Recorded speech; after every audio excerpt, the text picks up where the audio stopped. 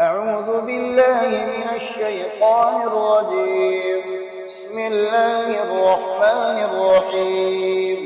قل يا أهل الكتاب تعالوا إلى كلمة سواء بيننا وبينكم ألا نعبد إلا الله ولا نشرك به شيئا ولا يتخذ بعضنا بعضا أربابا من دون الله، فإن تولوا فقولوا اشهدوا بأننا مسلمون.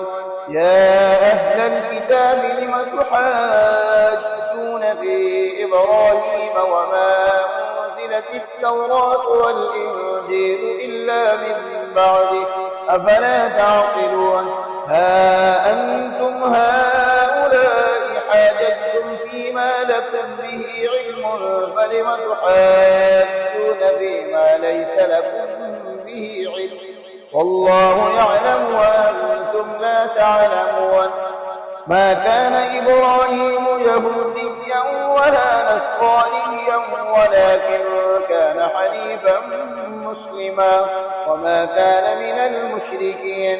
إن أولى الناس بإبراهيم للذين اتبعوه وهذا النبي والذين آمنوا، والله ولي المؤمنين.